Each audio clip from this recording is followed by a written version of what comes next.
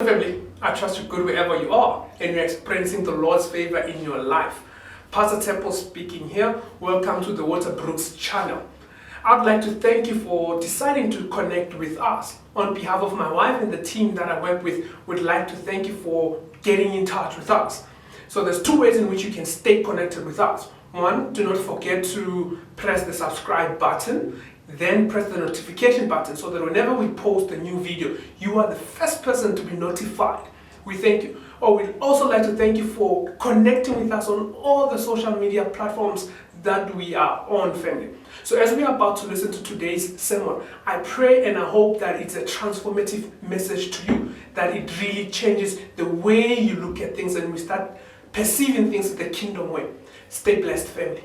Now, family, as we continue with our biblical discourse, we will look at Genesis chapter 12. This is where Abram is being called out by God to the promised land.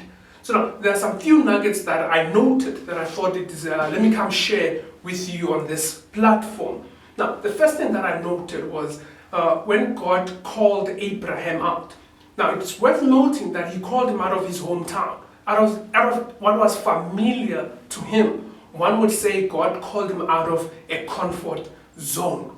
So, throughout the years as I've been walking with the Lord, one thing that I have noticed or I have come to understand, you cannot equate faith and comfort zone. There's no way.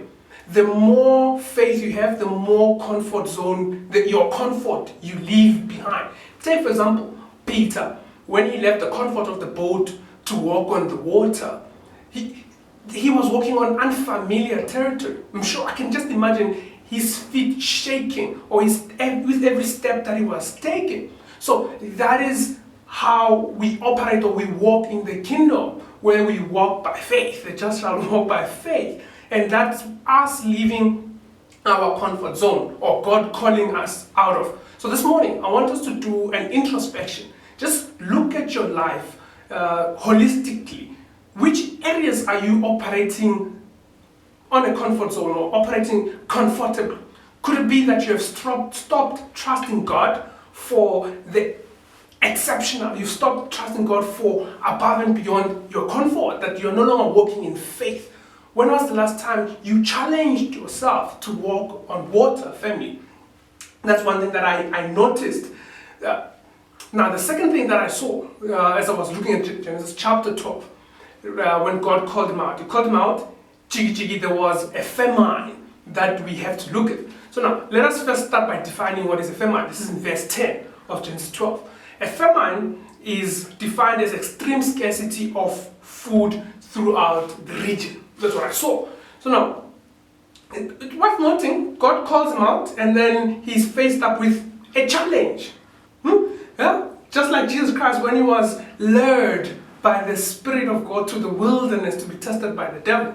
So now, God calls him out, then he finds himself in a famine. So now, it is worth noting, let's understand that during those days, food was used as for commerce. So the barter system. So this is whereby now we exchange goods and services without the involvement of money. So now, with that in mind, hold that in mind. Now, in the absence of the food or famine, a scarcity of food, we are faced up with a recession. Just what the whole world is about to experience.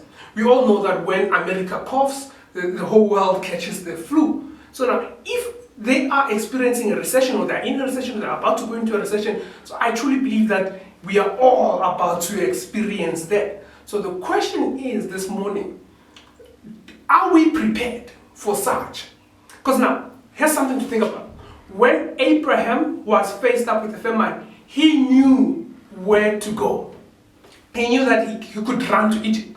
So the question that I would ask to you, family, is, do you know where you are going to run to? Do you know where you will find help if we were to be faced up with a famine or a recession? Something to think about. So now, as I was thinking about that, I started thinking along the lines of Romans 12, which says, do not conform to the patterns of this world. Unfortunately, family, we have conformed to the patterns of this world. What do I mean? Once I get a job, the first thing I do, or the third thing I do, but the things that I'll find myself doing, one, I'll buy a car, buy a house, buy clothes, get cell phone contracts, all these things I'm going to do with debt, or debt, as one would call it. So I find myself in bondage to the creditors. So that would be me conforming to the patterns of this world. And now, once the recession or famine hits, I find myself falling prey to the tactics of the devil, the god of this world. That's one thing that one of the things that I wanted to bring to your attention, family, as I was going through Romans 12.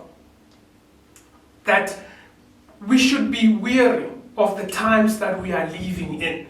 As Abraham was faced up with a famine, that we need to be cognizant of things that are happening around us. We might be, or we will find ourselves in a recession. So now how do we protect ourselves? Where do we run to? Or we should not, as the word of God tells us, conform to the patterns of this world. That once these things happen, we should not find ourselves falling prey. How do we protect ourselves? I thank you, family.